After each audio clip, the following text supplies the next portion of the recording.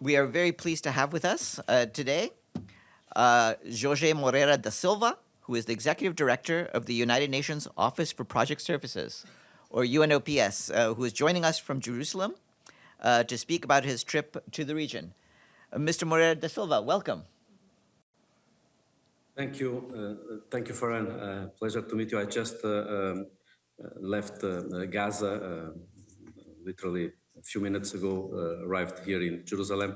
That was part of a visit to the Middle East that started in Doha. Then I went to Jordan, Ramallah, Jerusalem, and today Gaza.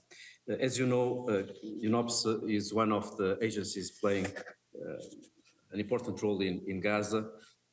For instance, we bring the fuel and we distribute the fuel to the bakeries, to the hospitals, to the schools, to the decentralization. We support the other UN agencies in these efforts.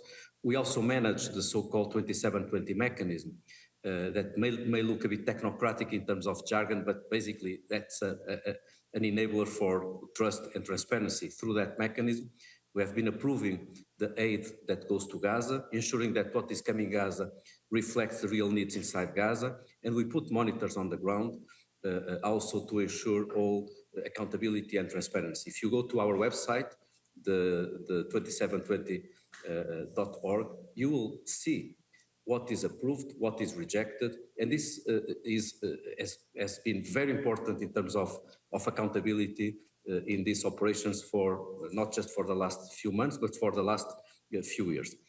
We also provide support on mine action. We work under the chapeau of UNMAS, supporting demining, removing the unexploded ordnance, training the civilians on how to deal with those risks. And this has been, as you know, very important for operations on rubble removal. It's impossible to remove rubble if you don't assess how dangerous it is to touch the rubble, taking consideration how dangerous it could be related with the unexploded ordnance. So today, of course, with my team, I wanted to see our operation, but also to identify the needs.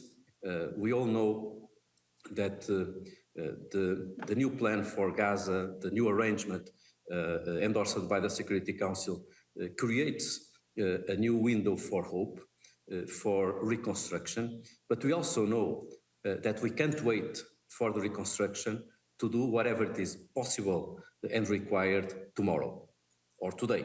And this was precisely the intent of my mission, not to look to what is needed in 2, 3, 4 years, but looking to is needed immediately, today and tomorrow.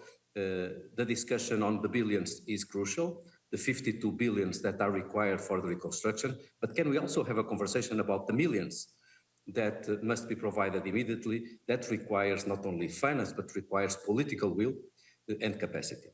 So in the visit today, that was accompanied by the resident coordinator, military coordinator, we had the chance to see the massive devastation in Gaza. It's my third time visiting Gaza since the beginning of the war. Every time I go to Gaza, I get more impacted, saddened by what I see. And today, I could see hope in the eyes of the children.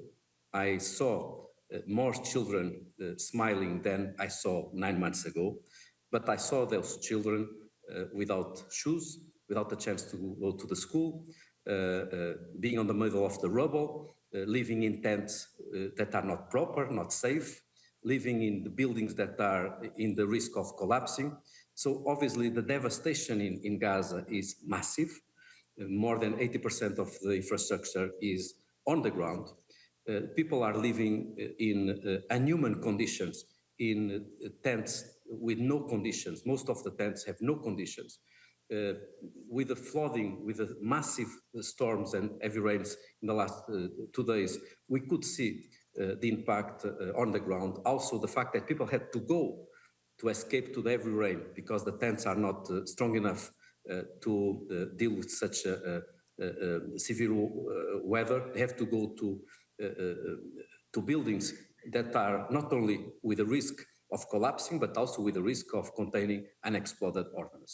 So this is a picture that is bringing the hope, the fact that people feel safer because are not dealing with the kind of strikes and bombing that they were dealing before, gives hope. The fact that there is now political will to bring a new development to Gaza brings hope, but at the same time, what I heard today from the people is we need water, we need electricity, we need waste management, we need rubble removal, we need sanitation, we need demining, we need shelters.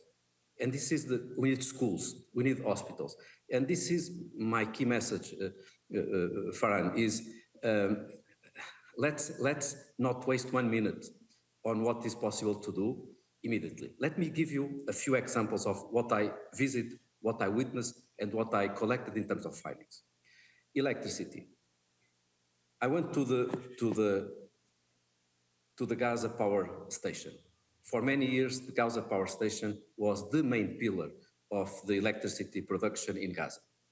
Electricity lines coming from Israel and the Gaza power station.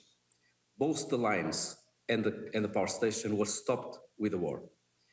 I went to the power station, and today, as you know, there is no electricity in Gaza. The only electricity in Gaza is coming from the fuel that we bring, that are used on the generators to produce electricity. So I went to the power station with my team of engineers, and we have conducted, the team of course before I came, have conducted an assessment. What is needed to put the power station functioning again? $10 million. So my question is because of $10 million that we are not able to provide electricity that is so crucial for the people? So shall we just discuss the 52 billion? Can't we bring the 10 million immediately to repair the power station? I also went to the areas where my team is doing some demining. And I could witness again the impact of the rubble. 60 million tons of rubble. There is no other place in the world where in such a small area you have this kind of volume of rubble. The problem with the rubble is not just the volume. As I said, today Gaza is rubble and tents. It's rubble and tents. But the problem is not just the volume, the problem is what it's in the content of the rubble. Asbestos, potentially there. Mines, unexploded ordnance. Unfortunately, human remains.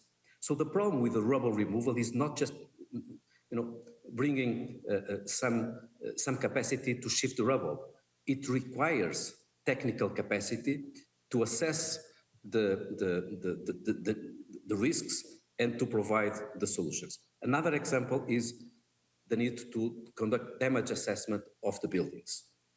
Those buildings that are still not totally devastated are today being used by lots of people and families. So it's important, it's fundamental to assess this risk. So making this long story short, we need to bring more fuel, because fuel is life today in Gaza. We need more predictable, an increasing volume of fuel. We need rubble removal, demining, rehabilitation of the networks, water, sanitation, electricity, the rehabilitation of the power station, the provision of shelters. But we also need, and I would conclude with this, we also need to open all crossings and ensure that all corridors are full functioning. I got stuck inside Gaza. There is nothing like the experience of being inside Gaza when you have today more trucks coming to Gaza. The operation won't be efficient if we just count trucks, if we just monitor the trucks, and we don't address the real conditions of the distribution of the goods and the commodities inside Gaza. The congestion inside Gaza is immense because today there is only 3 crossings, and inside Gaza, only a few roads are able to have the circulation of the trucks. So it doesn't matter if we continue putting pressure on the number of trucks, if we don't open all the corridors, if we don't open all the crossings, if we don't ensure that the Jordan corridor is full functioning, and that's the reason why I went to Jordan to witness the situation, and I will comment that in 1 minute. And if we don't ensure that inside Gaza all the roads are able to circulate. Final point, Farhan, is precisely about the Jordan corridor. UNOPS was asked by the Jordan government and the charity, the Hashemite charity, to provide, with the support of the United States, the construction of 10 warehouses. We built those 10 warehouses in 3 months. We procured 300 trucks with the financial support of the United States. In the last 4 months, there is not one box, one pallet of the goods and commodities that are inside those warehouses that were brought to Gaza. After the incident that happened in the bridge 4 months ago, everything stopped from that warehouses to Gaza. So I think it's fundamental, and we have been making this call, and we make it again, it's crucial to use the Jordan corridor as a crucial corridor to maximize the provision of aid into Gaza. And I'm happy, of course, Farhan, to answer to any question. Thank you. Thanks very much. I'll now open the floor to questions. First question goes to Ibtisam. Sorry, thank you. My name is Ibtisam Azim, Al Arabi Al Jadid newspaper.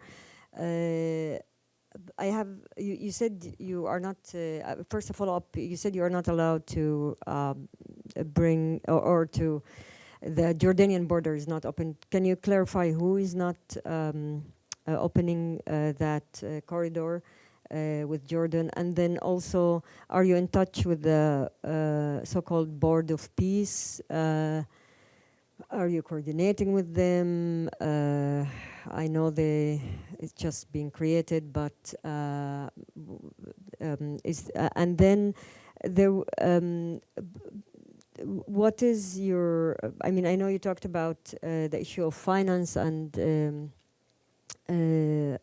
crossings, but if you could walk us through also what you talked with people, like in your visit in Gaza, things you talked to people and what they were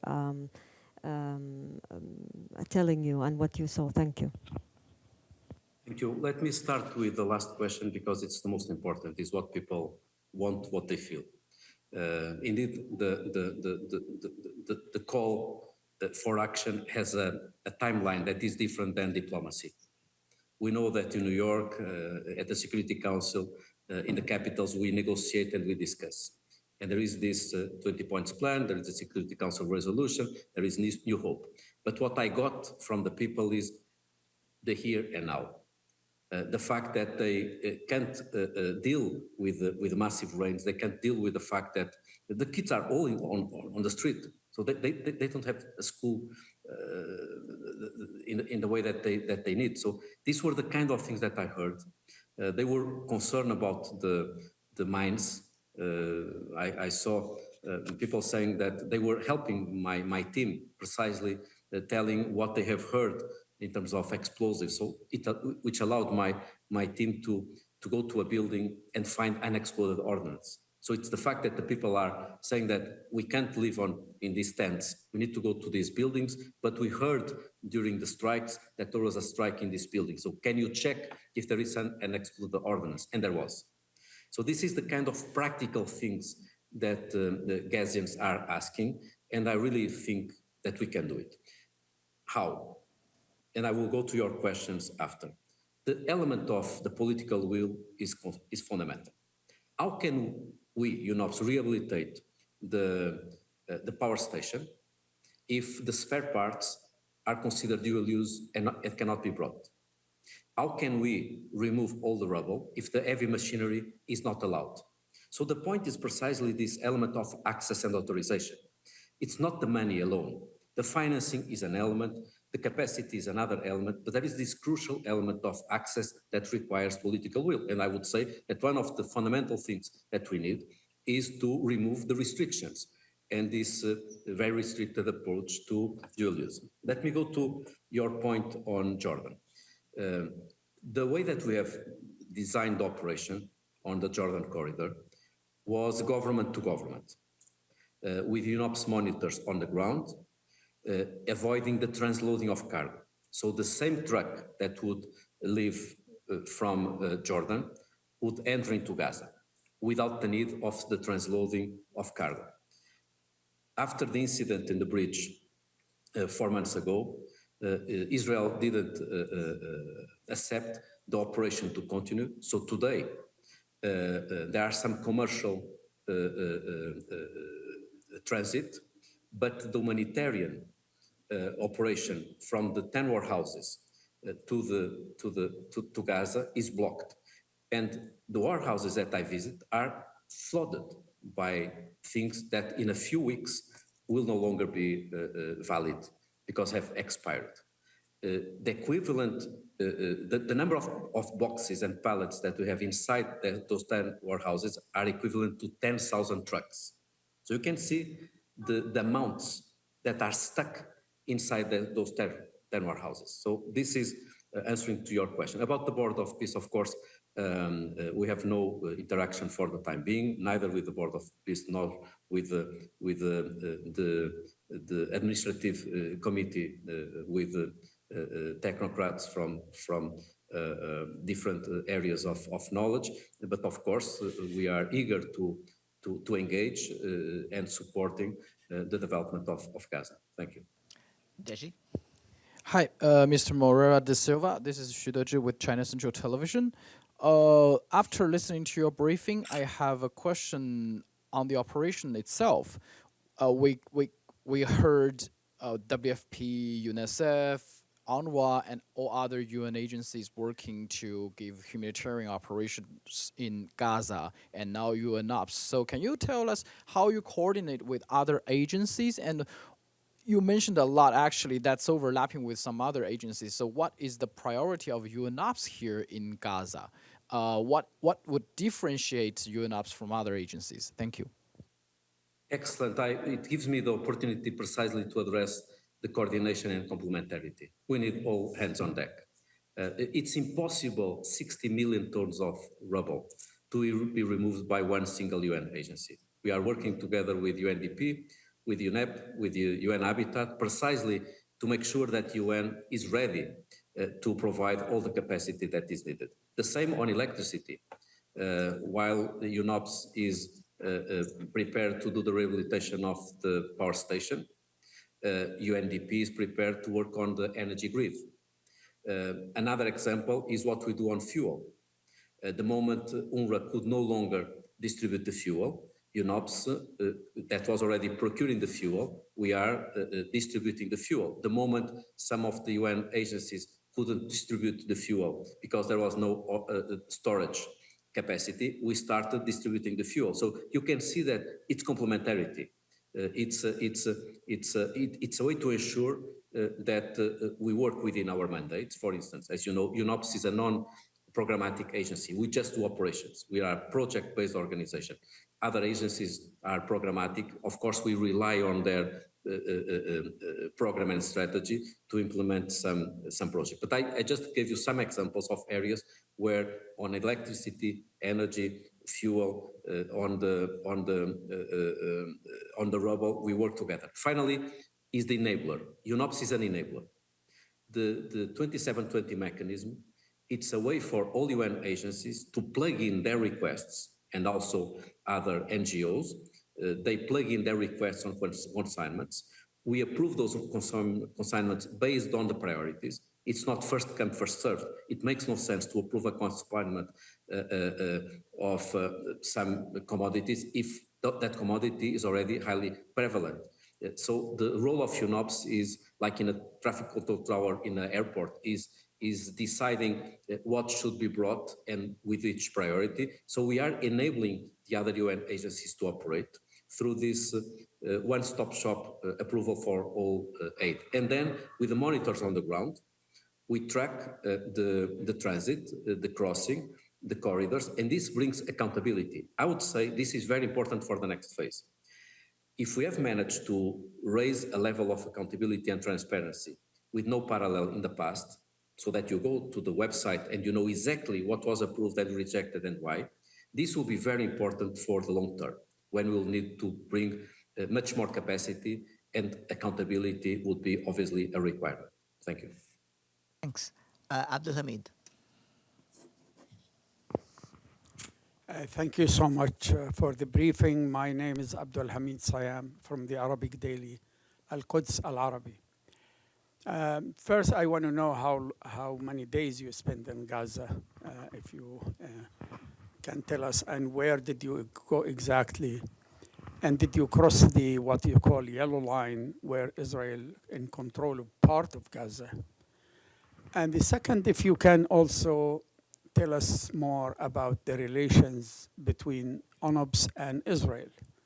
Do they make your life easier? Do they give you the visa? Did you feel under any kind of pressure from the Israelis?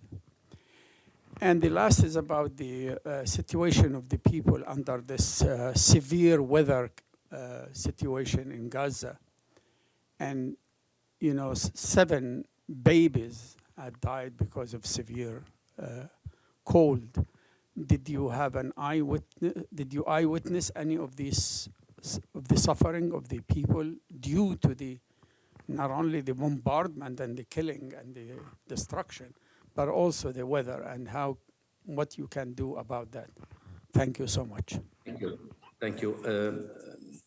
I spent the day in Gaza, entered very early and left, so it was a full day in Gaza. By the way, my colleague Ramiz, the resident coordinator, have been there for the last 3 days. As I said, it's my 3rd time in Gaza, and there is no restriction. The UNOPS circulates in Gaza based on the needs. And today, as you mentioned, I couldn't go to all places as it's difficult to circulate. I entered from the Kerem Shalom, went to Der Al-Bala, Nusayrat, then Khan Yunis, went almost to Gaza City. So you can see that it was a quite comprehensive visit, which was quite helpful precisely for the point you made about the conditions of the people due to the severe weather in the last few days. I was impressed, as you imagine, by the impact of the flooding, of the heavy rain in the conditions of the people. Today it was a sunny day, but we could see the impact from the last few days, and we can also see that the people have to escape, as I said, had to find a place that is not safe in buildings that were almost collapsing.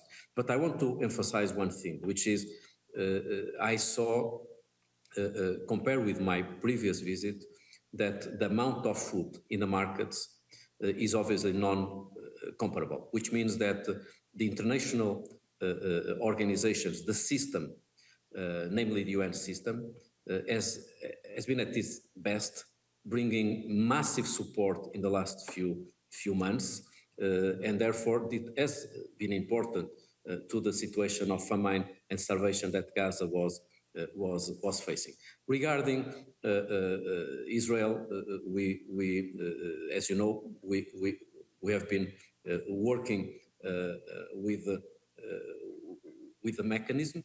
The mechanism requires approvals, and we have to have a very direct engagement with Israel, precisely to ensure that when something is rejected, there is a clear information about why something is rejected. So the answer to your question is yes, we engage with Israel, and I had the chance to visit, as I mentioned, Gaza 3 times. Thank you.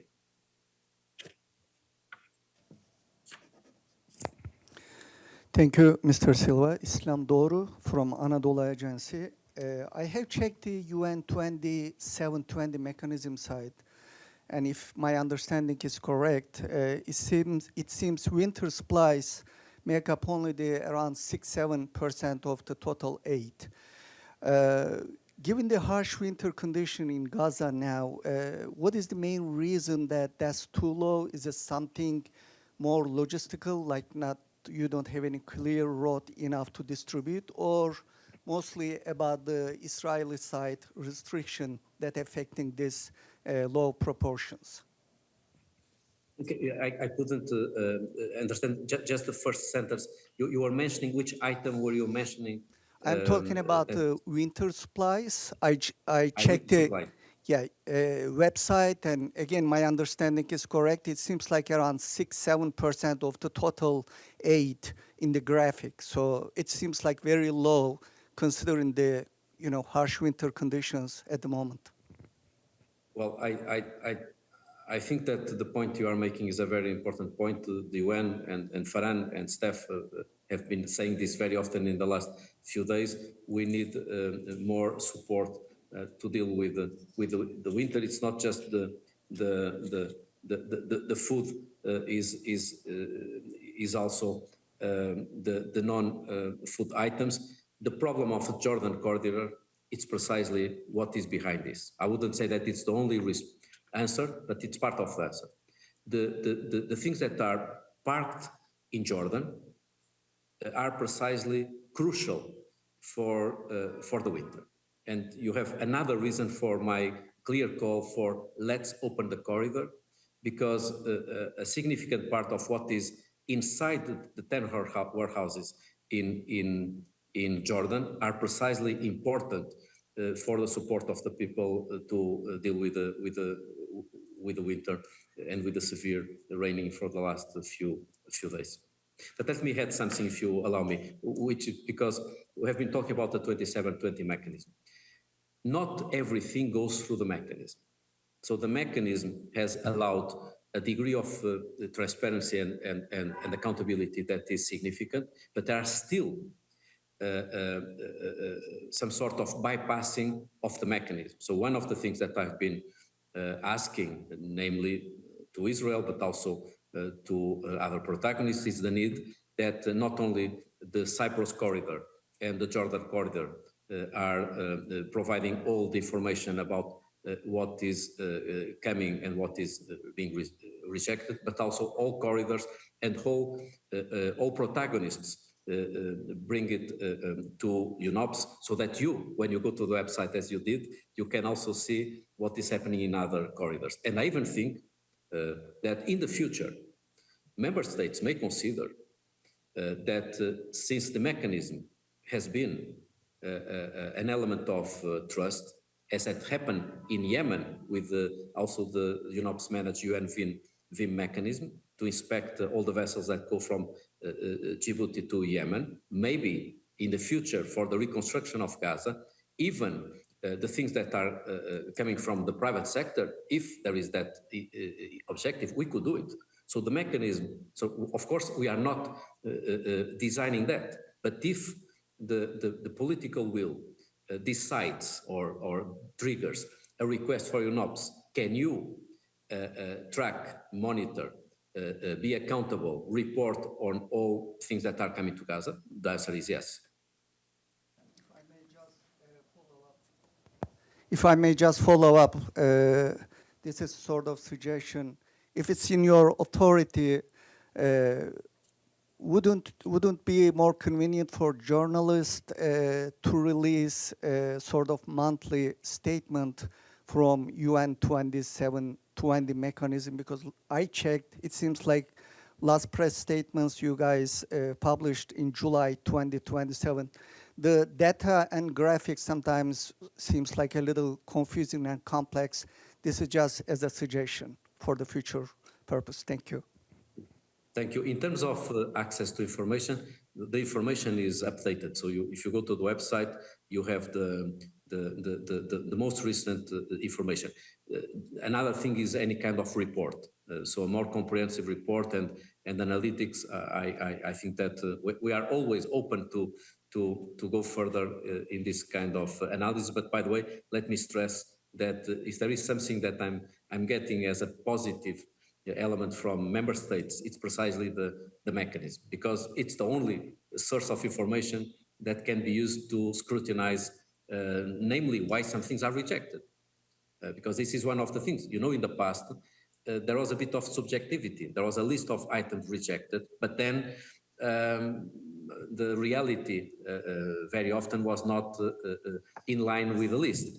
But now that everything that is rejected is public, it obviously creates a level of accountability that is important to everyone, including for the journalists. Thank you. Okay, we only have time for one last question. Noreen? Thank you, sir. My name is Noreen Hussain with IPS News. Just want to follow up on the stated figure that you've given for approximately $53 billion, I believe UNOPS will need for its recovery and reconstruction plan for Gaza. Can I just ask on what is the period for which, how many years is this number projected for? Like how many years will, is it sort of the, is it expected for? And my second question is, during your visit to Gaza, and actually I understand you're actually there, you also visited a few other countries, including Qatar and Jordan. Have you actually spoken to members, business leaders or members of the private sector about how they can contribute or support UNOPS's work in Gaza? Thank you. Thank you. Let me clarify that the $53 billion is an assessment conducted by the World Bank, by the United Nations, and by the European Commission. As part of the $53 billion, there is a first component, I think it's around 30 billion, that would need to be prioritized. So it's a phased approach, but it's not enough. So of course, we will need everyone, the UN, private sector. $53 billion. It's about the needs, and I think that, as you mentioned, the private sector will need to play an important role. We are a demand-driven organization, and we are in a readiness mode. The figure that I mentioned, where we will be ready to immediately provide our response, is, for instance, on the Gaza power plant. That the rehabilitation of the power plant, which only today has one turbine partially functioning, but because the network is not available, it's not providing any capacity to the grid. But if we want to rehabilitate the power station, it would require $10 million. So I know that we talk about billions, but just with $10 million, with the rehabilitation of the power station and with the rehabilitation of the networks, that of course it's additional amount, we would be able to power Gaza. For instance, before the war, so that you have a sense of the impact of the power station. Before the war, the power station was responsible to provide between 8 and 12 hours of electricity to the people. So you can see the impact in case we can rehabilitate the power station. That's the point that I was making, that while we prepare the ground for the plan for the reconstruction, it's very important, and I would say again, Farhan, it's 30 seconds, there are some things that should be in our wish list, more than the wish list, the commitment list, that includes fuel, shelters, rehabilitation of the power station, rehabilitation of the damaged infrastructure on grids, on electricity, water, sewage, the damage assessment of the buildings, and obviously the opening of all crossings, the opening of all corridors, and a much more open approach to the dual use, to allow heavy machinery and spare parts to be brought to Gaza. Thank you. Thanks very much. And I'd like once more to thank our guest, Jorge Moreira da Silva, the Executive Director of UNOPS. Muito obrigado. Obrigado. Thank you, Fernando. Thanks. Have a good afternoon, everyone.